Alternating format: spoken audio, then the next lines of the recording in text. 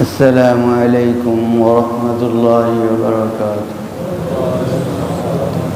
إن الحمد لله نحمده ونستعينه ونستغفره ونؤمن به ونتوكل عليه ونعوذ بالله من شرور أنفسنا ومن سيئات أعمالنا. من يهد الله فلا مضل له ومن يضلل فلا هادي له، ونشهد أن لا إله إلا الله وحده لا شريك له ولا نذير له ولا وزير له ولا مثيل له ولا مشير له ولا معين له، ونشهد أن سيدنا وسندنا وحبيبنا وطبيب قلوبنا وطبيب أرواحنا ومرشدنا ومولانا محمدا عبده ورسوله الذي أرسله بالحق بشيرا ونذيرا وداعيا إلى الله بإذنه وسراجا وقمرا منيرا. اللهم صل على سيدنا ومولانا محمد في أول كلامنا. اللهم صل على سيدنا ومولانا محمد في أوسط كلامنا. اللهم صل على سيدنا ومولانا محمد في آخر كلامنا. وصلى الله تعالى على خير خلقه محمد وعلى آله وأصحابه أجمعين. أما بعد، فأعوذ بالله من الشيطان الرجيم. بسم الله الرحمن الرحيم. اليوم أكملت لكم دينكم وأتممت عليكم نعمتي ورضيت لكم الإسلام دينا. صدق الله مولانا العظيم.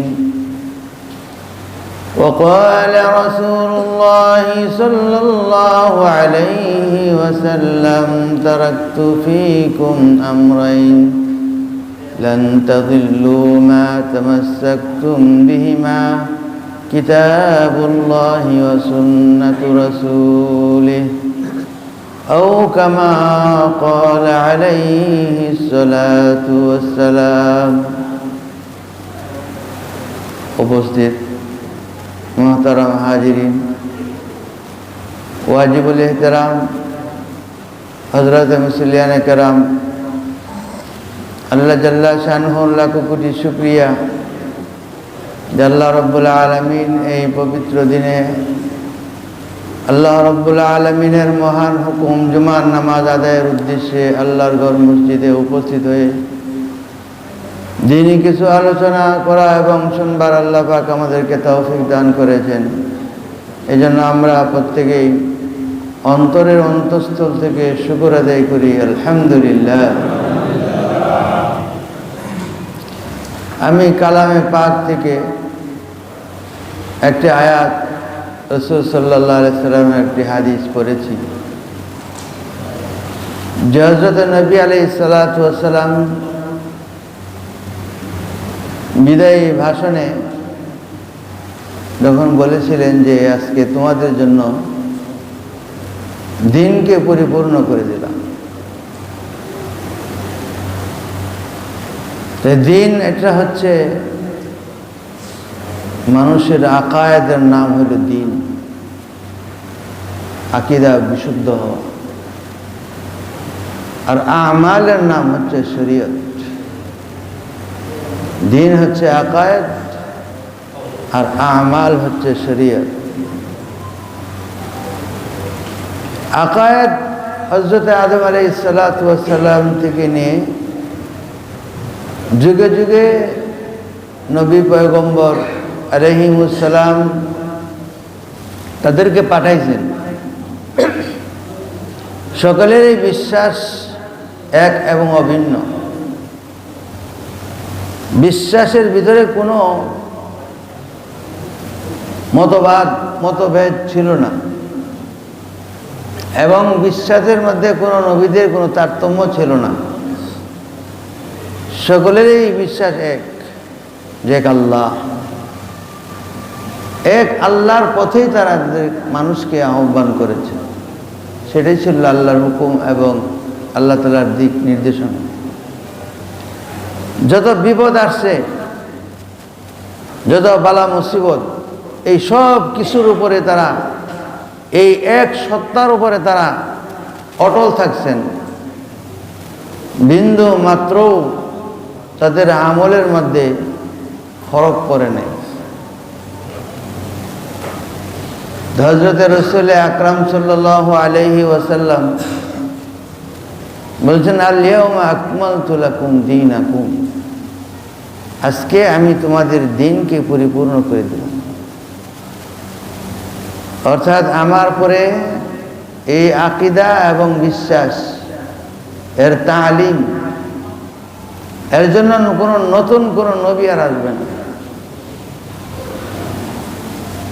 এই শিক্ষা নিয়েই তোমাদেরকে এগিয়ে যেতে হবে, আগে বাড়তে হবে। হযরত নবী আলাইহিস সালাতু ওয়াস সালামের সময়ে বিশ্বাসগত কোনো পার্থক্য, কোনো মতভেদ, মতবিরোধ ছিল না। হ্যাঁ, আমলগত ইখতিলাফ সাহাবায়ে কেরাম নবী আলাইহিস সালাতু ওয়াস সালামের সময়ে এরকম ঘটনা পাওয়া যায় যে আমলের মধ্যে সাহাবাদের মধ্যে ইখতিলাফ হয়ে গেছে, কিন্তু বিশ্বাসগত কোনো ইখতিলাফ তাদের মধ্যে হয় নাই। যখন গজওয়ায়ে আহজাব যুদ্ধে ইহুদি বনু কুরাইজা তাদের সঙ্গে চুক্তি ছিল, কিন্তু চুক্তি ভঙ্গ করছে। এটা তাদের মজ্জাগত অভ্যাস, এটা চারিত্রিক, তাদের এটা খারাপ স্বভাব যে ওয়াদা করে ওয়াদা রক্ষা করে না, ওয়াদা করে ওয়াদা ভঙ্গ করে। যেমন আমরা বর্তমানেও পাই, যারা ইহুদি চুক্তি করে মারবে না, কিন্তু উল্টা দেখা যায় চুক্তি ভঙ্গ করে, চুক্তি রক্ষা করে না। এটা তাদের ওই আদিম যুগ থেকে এদের অভ্যাস, চিরাচরিত। নবী আলাইহিস সালাতু ওয়াস সালামের সঙ্গে চুক্তি হয়েছে, চুক্তি ভঙ্গ করছে। তো হুজুর সাল্লাল্লাহু আলাইহি সাল্লাম বললেন যে বনু কুরাইজা ওদেরকে শায়েস্তা করার জন্য সব সাহাবারা দলবল নিয়ে বনু কুরাইজার মহল্লা চলে যাও, ওখানে যায় তোমরা আসরের নামাজ পড়ো।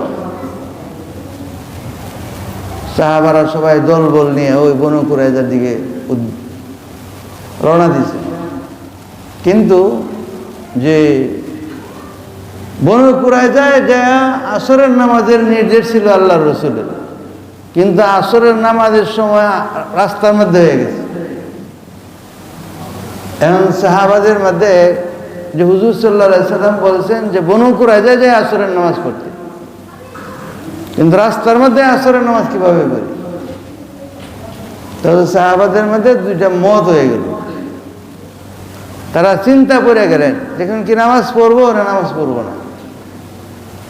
একদল সাহাবা তারা বলতেছেন যে হুজুর সাল্লাল্লাহু আলাইহি সাল্লাম আমাদেরকে বলছেন যে বনু কুরাইজায় যায় আসরের নামাজ পড়ার অর্থ হইল তাড়াতাড়ি ওখানে যায় পৌঁছে যাওয়া, এইটা তারা বলছে। আরেকদল বলছে যে না, হুজুর সাল্লাল্লাহু আলাইহি সাল্লামের কথার মধ্যে কোনো ব্যাখ্যার কোনো অবকাশ নেই। হুজুর বলছেন আসরের নামাজ বনু কুরাইজায় যায় পড়তে, আসরের নামাজ আমরা বনু কুরাইজায় ওখানে যাই আমরা পড়ি। একদল তারা আসরের নামাজ রাস্তার মধ্যে পড়ে নেই। এরপরে আসর গড়ায়াম সন্ধ্যা হয়ে গেছে, এরপরেও যে বনু কুরাইজা যায় পৌঁছাইতে পারে না। তো হুজুর সাল্লাল্লাহু আলাইহি সাল্লাম তিনি তো বলছেন যে বনু কুরাইজা যায় আসরের নামাজ পড়তে। এখন আবার সামনে হলো মাগরিবের নামাজ, এখন এটা কি করবেন? তো সবাই বলে যে হুজুর সাল্লাল্লাহু আলাইহি সাল্লাম যেহেতু মাগরিবের নামাজের কথা কোনো কিছু বলেন নাই, তো মাগরিবের নামাজ আমরা সময় মতো পড়ে আনি। তো মাগরিবের নামাজ সবাই একসাথে পড়ছে। তো রয়ে গেল আসরের নামাজের, একদল আসরের নামাজ পড়ছে আর একদল আসরের নামাজ পড়েনি। যে বনু কুরাইজা যা পৌঁছতে পৌঁছতে এশার নামাজের রক্ত হয়ে গেছে। এশার নামাজের ওয়াক্তে যখন পৌঁছাইছে, পৌঁছানোর পরে যারা আসরের নামাজ পড়ে নাই তারা ওখানে বনু কুরাইজা যায় ওই আসরের নামাজ আদায় করছে। এরপরে আর যারা পড়ছিল সবাই তারা অপেক্ষা ছিল। এরপরে সবাই মিলে এশার নামাজ বনু কুরাইজার মহল্লায় সেখানে এশারের নামাজ জামাতের সাথে একসঙ্গে পড়ছে। হযরত নবী আলাইহিস সালাতু ওয়াস সালামের জমানায় সাহাবাদের মধ্যে যে আমলের মধ্যে যে পরস্পরের একটু বিরোধ বুঝার মধ্যে হয়ে গেছে, এটা অন্যতম দলিল হলো বনু কুরাইজার ঘটনা। হযরত নবী আলাইহিস সালাতু ওয়াস সালাম পরের দিন সকালবেলায় যখন বনু কুরাইজা আসছেন, তখন নবী আলাইহিস সালাম তাদেরকে জিজ্ঞাসা করেন, ইয়া রাসূলুল্লাহ, আপনি তো বলছিলেন যে বনু কুরাইজা এসে আসরের নামাজ পড়তে, কিন্তু আমরা তো আসরের সময় বনু কুরাইজায় পৌঁছতে পারি নাই, মাগরিবেও পারি নাই, এশার ওয়াক্তে আমরা বনু কুরাইজায় পড়ছি। তা আসরের নামাজ কেউ আমরা রাস্তায় পড়ে নিয়েছি, আর কেউ আছে বনু কুরাইজায় এসে পড়ছে। নবী আলাইহিস সালাতু ওয়াস সালাম উভয় দলের ব্যাপারে নীরব থাকছেন, অর্থাৎ দুই দলের আমলে সহি। দুই দলের আমলে কি ছিল? সহি ছিল, কারণ তারা প্রত্যেকেই মুজতাহিদ, প্রত্যেকের ইজতিহাদের দ্বারা আমল করছেন। সাহাবাদেরকে আমরা হক কেন মনে করি? যে আল্লাহ এবং তার রাসূল তাদেরকে হক মনে করতেন, এই জন্য তাদের আমল আমাদের কাছে হক। তো হযরত নবী আলাইহিস সালাতু ওয়াস সালামের সাহাবাদের মধ্যে বিশ্বাসগত কোনো ইখতিলাফ তাদের মধ্যে ছিল না, আমলগত ইখতিলাফ নবী আলাইহিস সালামের যুগের মধ্যেই ছিল। তার দলিল এই বনু কুরাইজার ঘটনা। হুজুর সাল্লাল্লাহু আলাইহি সাল্লাম বলছেন, সায়াকুনু বাদি ইখতিলাফান কাসীরা, যে আমার পরে আমার উম্মতের মধ্যে অনেক ইখতিলাফ হবে। এই ইখতিলাফ হওয়ার কথা হইল যে হুজুর সাল্লাল্লাহু আলাইহি সাল্লাম যে চলে যাওয়ার পরেই না, খায়রুন নাস মিন বাদি, খায়রুন নাস মিন বাদি সুম্মাল্লাযীনা ইয়ালুনাহুম সুম্মাল্লাযীনা ইয়ালুনাহুম, যে আমার যুগের যারা আছে এরা হলো সর্বশ্রেষ্ঠ, এদের যুগটা হলো সর্বশ্রেষ্ঠ যুগ। এরপরে খায়রুল কুরুন দ্বিতীয় যুগ, এরপরে খায়রুল কুরুন দ্বিতীয় যুগ। হযরত নবী আলাইহিস সালাতু ওয়াস সালাম এই যে খায়রুল কুরুন সর্বশ্রেষ্ঠ তিনটা যুগের কথা বললেন, তিনটা যুগ দৈর্ঘ্য এবং প্রস্থে।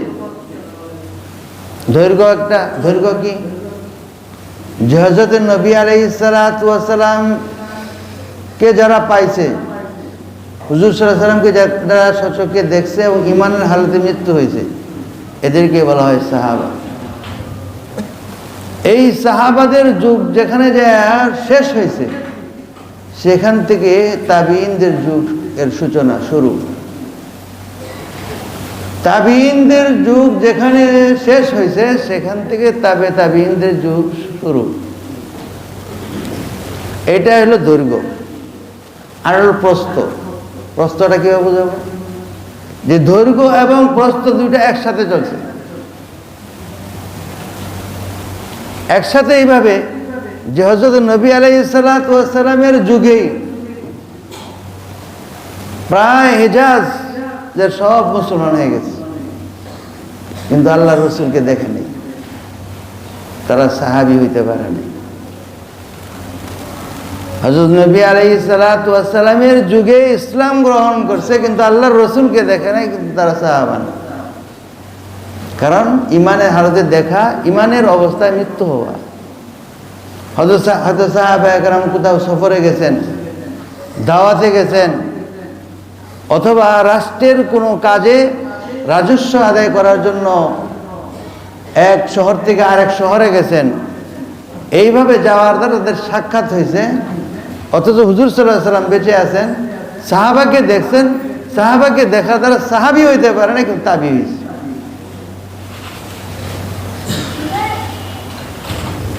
সাহাবাকে দেখার দ্বারা তাবী হওয়ার সৌভাগ্য অর্জন করছেন, কিন্তু তখনও তারা সাহাবী হইতে পারেন না, কিন্তু আল্লাহর রাসূল বেঁচে আছেন। এটা ভাগ্যের ব্যাপার। তাহলে যে তিনটা যুগ দৈর্ঘ্য এবং প্রস্থে একসঙ্গে চলছে, এইভাবে তাবিঈন যারা ছিলেন তাদেরকে তাবিঈন যারা দেখছে তারা তাবিঈন। অথচ ওই যুগেও কোন সাহাবা বেঁচে আছে, কিন্তু সাহাবার লোকের দেখা হয়নি। সাহাবা বেঁচে থাকা সত্ত্বেও তার সাথে দেখা হয় না, যার তাবিঈন হওয়ার সুযোগ ছিল, কিন্তু সুযোগ হয় নাই। সেই জন্য যে খায়রুল কুরুন কারনি সুম্মাল্লাযীনা ইয়ালুনহুম সুম্মাল্লাযীনা ইয়ালুনহুম, যে তিনটা যুগ হলো সর্বশ্রেষ্ঠ যুগ, এই দৈর্ঘ্য এবং প্রস্থে এই দুই ভাবে এই দুইটা এক লগে চলছে। নবী আলাইহিস সালাতু ওয়াস সালামের পরে যে আমলগত ইখতিলাফ হওয়ার কারণ কি? আমলগত ইখতিলাফ হওয়ার কারণ হলো যে সরাসরি আল্লাহর রাসূলের সামনে যারা আছে, আর যখন সরাসরি হুজুর সাল্লাল্লাহু আলাইহি ওয়াসাল্লাম থেকে আড়াল হয়ে গেছে, একটু বেশ কম। আপনি মসজিদের বাইরে রাস্তায় যখন দাঁড়াইছেন, সূর্যের আলোটা সরাসরি আপনার শরীরে পড়ে, এর তাপমাত্রাটা অন্যরকম। কিন্তু এই সূর্যের আলোটাই জানালার গ্লাস দিয়ে ভিতরে আসছে, তাহলে ওই রাস্তার সূর্যের আলো আর ভিতরে যে গ্লাস ভেদ করে যে আলোটা আসছে, এটার মধ্যে বেশ কম। যখন নবী আলাইহিস সালাতু ওয়াস সালাম চলে গেছেন, সাহাবাদের কাছ থেকে আলো গ্রহণ করছেন, তো ওই সাহাবাদের কাছ থেকে আলোকে গ্রহণ করা এবং আল্লাহর রাসূল থেকে আলো গ্রহণ করা, দুইটার মধ্যে তফাৎ আছে, বেশ কম আছে। এই সময়ের বিবর্তনে একটু মত পার্থক্য হয়ে গেছে, এটা হইতে পারে। তো মত পার্থক্য যেটা হয়েছে সেটা আমলগত, বিশ্বাসগত কোনো মত পার্থক্য তাদের মধ্যে হয় না। হযরত নবী আলাইহিস সালাতু ওয়াস সালাম যখন দুনিয়া থেকে চলে গেলেন, চলে যাওয়ার পরে দেয়া খুলাফায়ে আরবা তাদের হাতে ছিল সবকিছু। খুলাফায়ে আরবা হযরত আবু বকর রাদিয়াল্লাহু আনহু, হযরত ওমর রাদিয়াল্লাহু আনহু, হযরত উসমান বিন আফফান রাদিয়াল্লাহু আনহু, এই তিনজনে মূল কেন্দ্রের মধ্যেই ছিলেন। মূল কেন্দ্র বলতে হেজাজ, যেটাকে গোটা আরব বলা হয়। গোটা আরবের খেলাফতের দায়িত্ব তাদের হাতে ছিল। এই জন্য সেভাবেই সমস্ত সাহাবাদের মূল কেন্দ্র ছিল তখন হেজাজ, এবং তাদের যে কোনো সমস্যা সামনে আসতো, ওই সমস্যাকে তাদের সামনে পেশ করা হয়।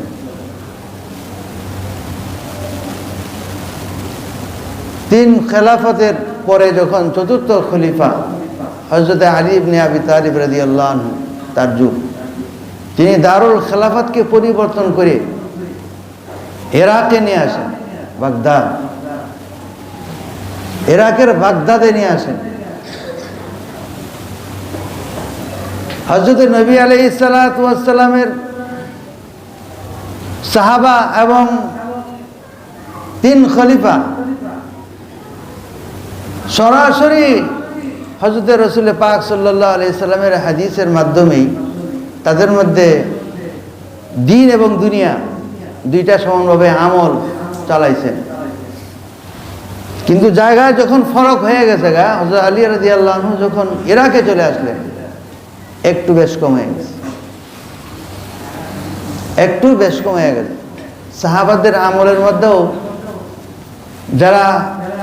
যাদেরকে হযরত ওমর রাদিয়াল্লাহু আনহু বিভিন্ন জায়গা পাঠাইছেন, যেমন আব্দুল্লাহ বিন মাসউদ রাদিয়াল্লাহু আনহুকে ইরাকে পাঠাই দিয়েছেন হযরত ওমর রাদিয়াল্লাহু আনহুর শাসন আমলে। এরপরে হযরত আলী রাদিয়াল্লাহু আনহু যখন দারুল খেলাফা ইরাকে করলেন, তখন একটা বড় সংখ্যক মানুষ, ওলামা, ফুকাহা তাদের কাছে ভিড় করে।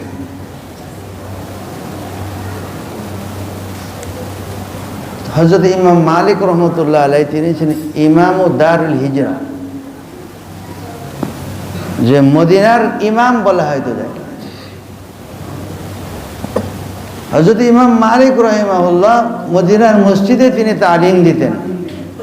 সমস্ত মানুষ তখন ইমাম মালিক রাহিমাহুল্লাহর মুখী ছিলেন। এইদিকে এই জন্য হযরতে ইমাম শাফি রহমতুল্লাহ আলাইহি, যার জন্ম মক্কায়, তিনি মক্কা থেকে মদিনায় গেছেন ইলম হাসিল করার জন্য ইমাম মালিক রহমতুল্লাহ আলাইহি কাছে। এরপরে হযরত ইমাম মালিক রহমতুল্লাহ আলাইহির শেষ জীবন, তখন ইমাম শাফি রহমতুল্লাহ আলাইহিকে বললেন যে তুমি ইলম হাসিল করার জন্য এখন ইরাকে চলে যাও। কার কাছে? ইমাম কাজী আবু ইউসুফ, যে ইমাম আবু হানিফা রহমতুল্লাহ আলাইহির সুযোগ্য ছাত্র, তার কাছে। তখন ইমাম শাফি রহমতুল্লাহ আলাইহি সচ্ছলতায়, টাকা পয়সা নাই বললে চলে, হযরত ইমাম মালিক রাহিমাহুল্লাহ আর্থিকভাবে সচ্ছল ছিলেন, তার দেখাশোনা তিনি করতেন, খরচপাতি দেওয়া পাঠাইছেন। যখন ইমাম মালিক রহমতুল্লাহ আলাইহি হযরতে ইমাম শাফিকে ইরাকে পাঠাইলেন, কুফায়, আয়েশা দেখে যে ইমাম আবু ইউসুফ রহমতুল্লাহ দুনিয়া থেকে চলে গেছে। তখন কে আছে? ইমাম আবু হানিফা রহিমাহুল্লাহর আরেক ছাত্র হযরত ইমাম মুহাম্মদ ইবনে হাসান আশ-শাইবানী, সে বেঁচে আছে। তো হযরত মুহাম্মদ ইবনে হাসান আশ-শাইবানী এর কাছ থেকে হযরত ইমাম শাফি রহমতুল্লাহ আলাইহি ইলম হাসিল করেছেন। যাওয়ার সময় যখন ইলম হাসিল করা শেষ, তিনি বাগদাদ চলে গেছেন।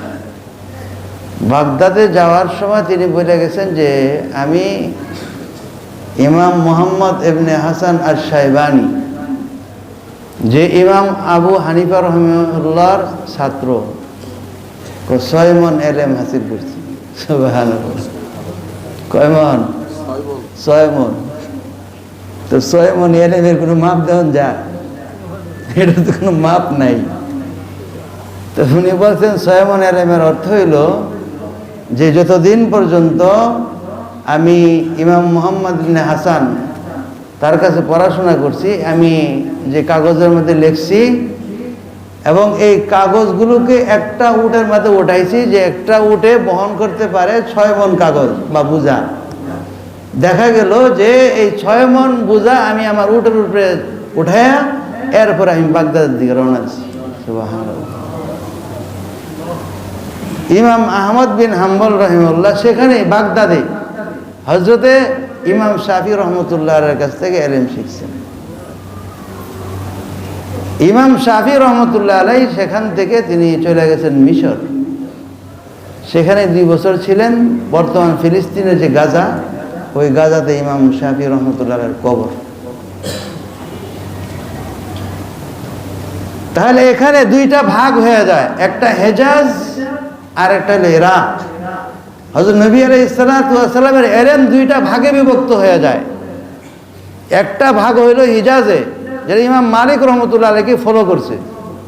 আর একটা ভাগ হইল যে ইরাকে, যেটা হযরতে আব্দুল্লাহ বিন মাসউদ রাদিয়াল্লাহু আনহু এবং হযরত আলী রাদিয়াল্লাহু তাআলা আনহুর ইলমকে তারা গ্রহণ করছে। যে হিজাজের মধ্যে যারা ইমাম মালিক রহমতুল্লাহ আলাইহির কাছ থেকে ইলম শিখছেন, যেমন ইমাম শাফি রহমতুল্লাহ আলাইহি এবং ইমাম মালিক রহমতুল্লাহ আলাইহি, তারা সরাসরি হাদিসের মাধ্যমে মানুষের সমাধান খুঁজতেন কিন্তু এমন কি কোনো বিষয় আছে যেটা হাদিসের মাধ্যমে পারা যায় না, যেটা মুয়াত্তা ইমাম মালিক যে হাদিসের কিতাব আছে ওই কিতাবের মধ্যে দেখা যায় যে 1/4 ফয়সালা আসছে যে ফিকর দ্বারা, ফিকহি আন্দাজে, এই জন্য তাদেরকে ফুকাহায়ে মুহাদ্দিসিন বলা হয়, তারা মুজতাহিদ ছিলেন গবেষণার দ্বারা। এখান থেকে উলামায়ে হেজাজ এবং উলামায়ে ইরাক, এই দুইটা ব্যবধান, এর থেকে পার্থক্য হয়ে যায়। যারা হেজাজে ছিল ইমাম মালিক রহিমাহুল্লাহর অনুসারী হয়ে গেছে, এদেরকে বলা হয় যে মালিকি। তো এই হিজাজে যারা ছিল এরা ইমাম মালিক রহমতুল্লাহ আলাইকে গ্রহণ করে। এটার থেকেই এই বলে যে মাযহাব কোথায় থেকে আসলো, যেটা হইলো যে ইমাম মালিক রহিমাহুল্লাহকে যারা অনুসরণ করা শুরু করছে এদেরকে বলা হয় মালিকি। আর ওই যে ইরাকের মধ্যে যারা ছিল, যারা তার ছাত্রদের মধ্যে, ইমাম আবু হানিফা রহমতুল্লাহ ছাত্রদের মধ্যে কোনো মতবাদ তৈরি হয় নাই, সবাই এক জায়গায় জমে রয়েছে, ইমাম আবু হানিফাকে ধরে রাখছেন এবং ইমাম আবু হানিফা রহমতুল্লাহর অনুসরণের উপরে তারা চলছেন, মতভেদ হয় নাই। যারা ওনাকে গ্রহণ করছে এদেরকে বলা হয় হানাফি। ইমাম শাফি রহমতুল্লাহ আলাইহি যখন মিশরে চলে আসছেন, ওনাকে যারা গ্রহণ করছে তাদেরকে বলা হয় শাফিঈ। আর হযরত ইমাম আহমদ বিন হাম্বল রহিমাহুল্লাহ যিনি বাগদাদে ছিলেন এবং বাগদাদে ইমাম শাফি যখন গেছেন তার কাছ থেকে ইলম হাসিল করছেন এবং যারা তার ফলোয়ার হয়ে গেছে তাদেরকে বলা হয় হাম্বলি। এই হলো যে মাযহাবের আবির্ভূত কিভাবে আসে। তো নবীজি কি বলে গেছে? নবীজি বলে জানে তখন যে যেখানে পড়াইছে, আমি এখানে আপনাদেরকে নামাজ পড়াই, আমি আপনাদের ইমাম।